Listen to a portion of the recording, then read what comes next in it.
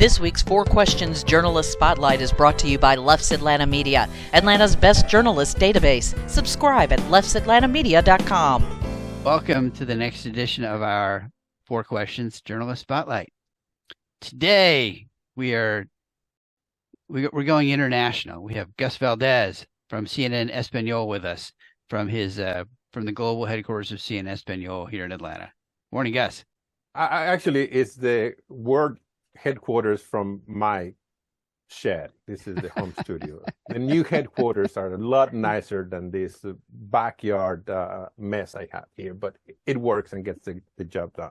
That looks pretty good, though. I'm impressed with your setup. I've seen it from the outside, and that's pretty impressive from the inside. So I had an extra shed, and I just slowly started putting air conditioning first, cameras, monitor, and then CNN got involved. These back behind are actually IKEA lights. That was my original setup. And then they liked that, but they put some more professional lights up the front. And you can see I have a little light here and everything. So I look like this on TV, different background, obviously, when it's needed. And you've got the old-fashioned TVs behind you. I think it looks, I'm old-fashioned. That's cool. All right, so Gus, let's jump right in. So, tell me, let's give our viewers and listeners first kind of a little overview about what is CNN Espanol, what's the focus, how many billions of people does it reach, that kind of thing. Well, CNN Espanol is the Spanish channel for CNN. We are in all Latin American countries. We're in Europe and Spain. We have a large digital presence. We're the number one news media in Spanish in the world, I believe. Also depending on the social media platform, but overall, I think we're number one. That is thanks to the large, obviously, group of people in the 27 Latin American countries, the large Spanish-speaking population in the U.S., and then the people who just live abroad. We get a lot of viewers out of Europe, and those could be migrants or sometimes just people who, are learning Spanish and they want to keep up with their Spanish, and they watch us. So it's Spanish as a second language channel also, right? Yeah. Yeah. Okay. All right. So give us a feel for your background. You and I met when you were at another broadcasting place. But tell me, what's the path that has brought you to CNN? I like to say that my path has been a series of happy accidents, being on the right place at the right time, and just really getting lucky, having friends and mentors and people from whom I've learned a lot, and people who, just picking their brains. I started in Mexico when I was 17 at a local station. And if you can, I probably started backwards, meaning I saw a lot of things that people did wrong and I didn't want to do. So I tried to do the opposite. And then when I moved to the States, I started at a small station in Laredo, Texas, the NBC station, and I had good mentors there. So that's when I got my first feeling for doing bilingual stuff. It was a NBC station, but they also had a newscast in Spanish, not affiliated with any of the major networks. They just had a Spanish newscast because they knew that was the market. And then I moved to a Telemundo station in Laredo, San Antonio. I came over, I started freelancing at CNN Espanol before it was 24 hours. And then one day I started freelancing as a camera guy. I was in Laredo, I did a little bit of everything: camera, reporting, anchor. I was the weather guy. When I came here, I was a writer for CNN Espanol before it became 24-hour network. But I started freelancing at Channel 5 as a photojournalist, and I spent 15 years there. One of the best time I've had as a professional, learning a lot from a lot of really good people at Channel 5, WAGA. Fox 5 Atlanta. I have a lot of friends that are no longer there because the station itself has gone through a lot of changes. But then 15 years ago, I went back to CNN. I had that bug of the international adventures, and I started as an assignment editor, but very quickly they put me on air on CNN Espanol, and here I am reporting for all the CNN networks. All right. So how many years back at have you been at CNN now? 15 years now. 15 years. 15 years in October. Okay. And And do you have a particular beat focus, or is it just kind of here's what the news is of the day? In Spanish, I call myself a todólogo. I do a little bit of everything. You know, in CNN Espanol, we have a reduced number of reporters, so we have to do a lot of everything. You know, and CNN, they have the regional bureaus, they have the political unit, they have, you know, all of that stuff. I have to catch everything that comes my way. I do a lot of politics. I've been covering elections for CNN Espanol for the past 15 years, but I've also been to Ukraine, to Israel for the conflicts, all of Latin America, politics. So I do a little bit of everything right now. I was looking at text. There's a storm moving into Florida. I might have to go. Sometimes I joke that I'm CNN Espanol chief meteorologist because I get to go to a lot of this storm stuff. And not only here, I've done hurricanes in Central America, in Mexico. So it's whatever comes my way. If I'm available, typically I'm the one that gets to go. So you're the Jim Cantore of CNN Espanol. If Gus shows up and there's bad weather, people say, "Oh crap, I gotta get out of here." 2016 was like that. Remember Maria, Irma, all the hurricanes, and yeah, it got to a point that they were like, "Look, if Gus is getting there, it's getting bad." So do you? So obviously you're covering kind of the top news of the day, and are you looking for a particular aspect of the story that appeals a little differently to your CNN Espanol audience versus a CNN domestic audience a little bit? So we have a little bit of a duality here, right? Because a lot of the people who watch us in Latin America, they want to know what's happening in the United States. So they don't care if it's Latino or not Latino. Right. So I can do whatever general story of the day it is. But we also have a presence in the United States, and that Latino, it's a little bit more that they do want to see a little bit more of themselves. You know, we want to distinguish ourselves from Univision, Telemundo. They have a local presence. The Latino who watches us here in Espanol, they also have a little bit more of a connection to their country of origin. So it's a little bit different. So we have to be a little bit of everything. And then because whatever we do also goes to CNN in English, we have to be mindful that everything we do, even from South America or from the Latino in the United States, we have to fit it somehow so it also lives in the CNN universe. I was going to ask you, so your content often is shared over to the CNN domestic or CNN international as well. At the very least, the information we gather ends up in some form with them. Sometimes I am the one presenting the information. So yeah, like the elections in Mexico, I was the one for all the networks. I opened the eclipse coverage for CNN. If you remember, I was the first one on the ground because it came through Mexico first. I was in Torreon, in the spot where it was the longest point of the eclipse. So I had all that coverage for CNN. And if I recall, weren't you at your old school or something? I think I saw. Is that correct? Oh, that was in the preview. I also, you know, once you go somewhere and they're like, oh, can you do some more stuff? So I did another story prior to the eclipse that happened to be right in front of my elementary school, which was a cool thing to do. Back then, I had no idea. If I recall correctly, when I was in elementary school, first I wanted to be a doctor. And then computers were starting to come up. So I thought I would be doing something with computer journalism, even though my father worked in a newspaper around the corner from the elementary. Journalism was not something at the time that I thought I would be doing. Okay. So your dad was in, I didn't realize that. And you never mentioned that your dad was in journalism on the print side? Yeah, he in the print side newspapers. Okay. So what are, obviously the elections are going to be big. Are there other topics that you're looking at that you want to cover over the next couple of months? Well, we already had the clips. We had Mexico elections. We had Venezuela elections. I covered it from Miami with the, people in the exile. I think the next few months are going to be election, especially it just got more interesting now with the change of candidate on the Democratic side.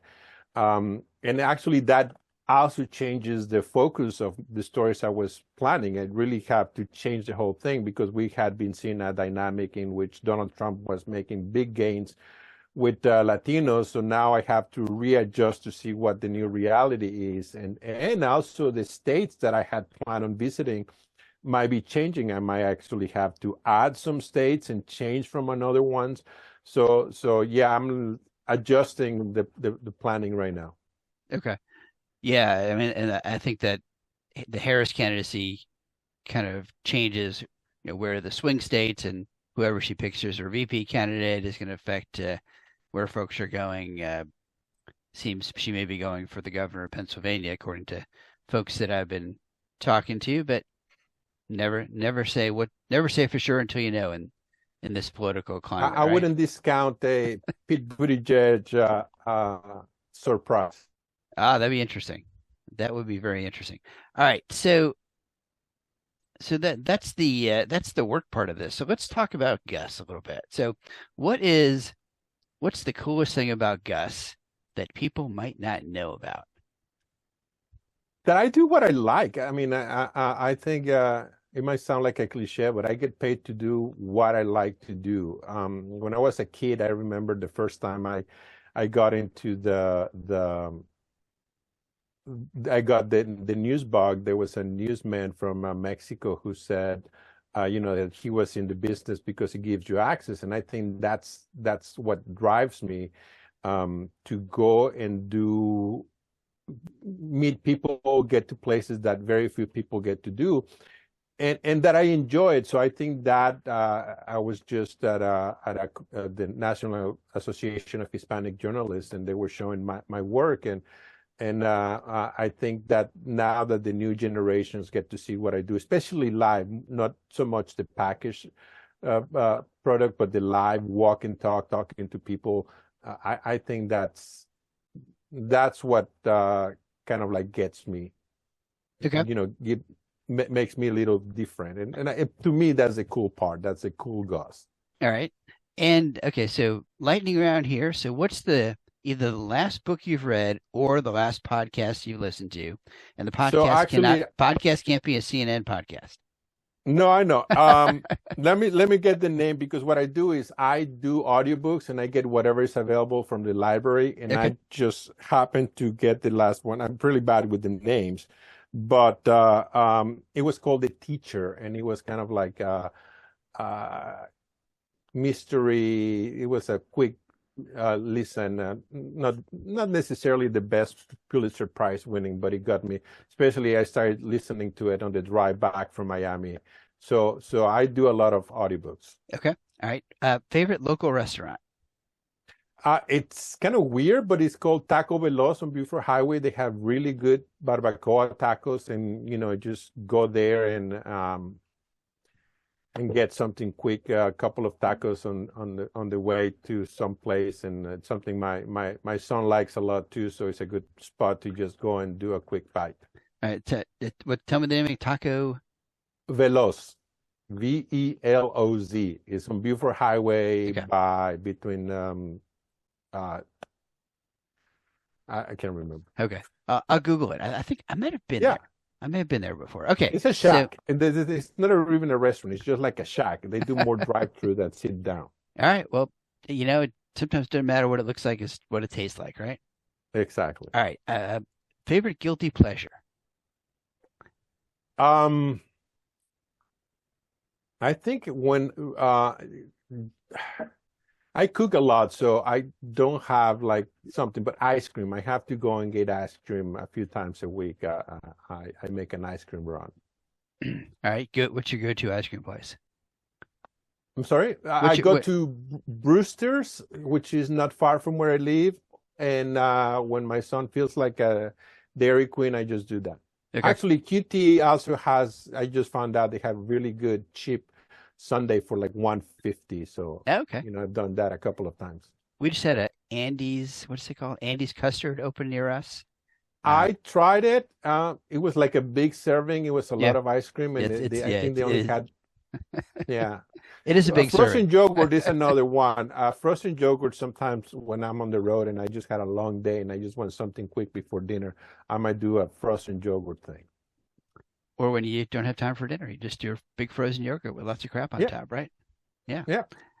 Okay, how about a favorite local getaway? So local, Could be Georgia. tell you, but typically you want Georgia, it would be the mountains. I'm just go and something cooler up, just drive, just a drive up north. It's what I like to do. Even though I travel a lot and I drive, I still like to drive and just, do the winding roads up north. Well, and there's something to be said for not having to drive necessarily on a deadline or on a destination, just to be kind of driving. And North Georgia is fun because there's all kinds of little places along the road you can stop at and buy lawn art and what else. And you got a yard that you got room for lots of good lawn art, right? Around the studio. Nothing that requires maintenance. Well, yeah, just get metal stuff. There you go. Okay, favorite non-work hobby. I think the listening to the books and driving. Obviously, traveling whenever I can, just travel for fun. But I do like I said, just go on a road trip, listening to a book, just not think about anything else. And it's kind of like my disconnect. Like my one rule with the books is that they have no current affairs, like nothing to do with immigration, nothing to do with, unless it's like a political murder or something, but it has to be, Jack Reacher type novel, Karen Slaughter type books where, the local writer, Will Trent. And I've gotten to a lot of historical fiction, World War II, that kind of stuff. And I've had a period when I was reading a lot of what would you call it? Like historical fiction, like Rome and Greece, that kind of thing. It was history, but it was fictionalized. So just sometimes makes it easier to read and understand if it's written that way a little bit. Yeah, there was a series that I really enjoy. Ken Follett. It starts with the Pillars of the Earth, and he starts with the fictional building of a cathedral in England, but then he continues the series through the centuries, really, and it ends up like early part of the 21st century. There's some connection to the original book. That was really cool. And then the one series of books that I found very interesting related to the drug cartels, because it actually fictionalized, but is very close to what really happened in the creation of the cartels. It's called The Power of Dog, like the DOG. DOG, okay. I can't remember the name of the author, but it was very interesting. He really gets into the beginning of the cartels back in the late 70s, 80s in Mexico. Quique Camarena, for those who remember, the DEA agent who got killed. Rafael Caro Quintero, who was the big capo. And then how in trying to break up that cartel, really just start seeing what we see today. What's your feel, and not to get political necessarily, but what's your feel on how issues relating to migration, immigration, and the border are being covered? Is it being covered the way it should be? Is there something that the U.S. media outlets are missing that they really should be focusing on? I think so.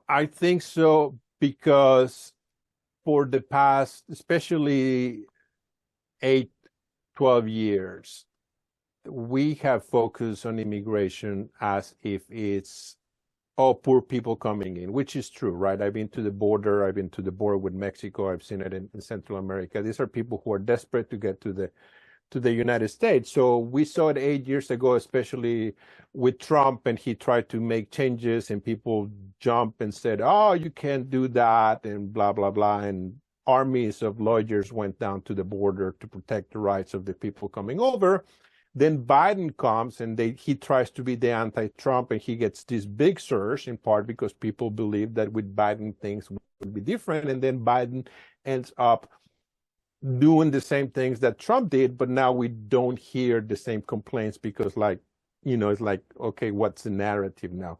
But again, we had been focusing on the border and the people coming, and I think we kind of forgot about what happens once migrants get into the United States. And I think that's what we've seen in the last couple of years, where, New York, Chicago, Denver, Boston, all these cities have seen, hey, this is not a border issue. And in doing so, all of a sudden, immigration, which has been about fifth or sixth place on the polls in prior elections, now is number 2 or sometimes even number 1. Is decreased a little bit, but it's in the mind of voters. So I think that we forgot that it's not just the border issue. We forgot about what happens to local schools, to services in U.S. citizens and in U.S. cities.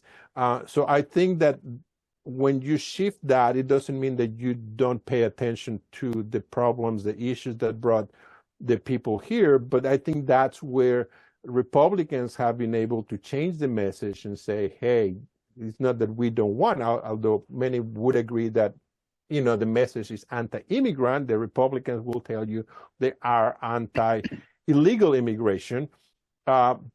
So when you go to, and again, these are very democratic cities that have seen a big change. I think Chicago is an example that hasn't been covered a lot, but there you saw a lot of neighborhoods, and migrant neighborhoods even, where they said, look, we invested a lot of money to reinvigorate this area, the park, the community center, and then you're using it to house migrants, and I don't have access to that. Those issues that if they don't get covered, then you cannot be surprised that why is immigration a big issue all of a sudden. It's because you have to see it from your voter point of view, not from the migrant point of view. Yeah, and I think sometimes both sides kind of try to simplify it, which doesn't necessarily do it all justice. We have been talking with Gus Valdes with CNN Espanol. Thank you, Gus, for taking time today. I appreciate it. And Mitch, a pleasure. Yeah, thanks. And as always, you can find our archive of Journalist Spotlights on YouTube and on Apple Podcasts and wherever you get your podcasts, audio or video versions, whatever you like. Either way, if you want to listen in your car like Gus does, you can play several hundred of the podcasts as you're doing a 10-hour trip. That'll work, and hopefully it won't put you to sleep. And as always, you can get access to our Left's Atlanta Media database at leftsatlantamamedia.com. Oh, and don't forget to subscribe. Not that does me, I don't know what that does for me, but it sounds good. Go ahead and click that like and subscribe button wherever you are. Thank you, guys. We'll talk to you soon. Bye, Mitch.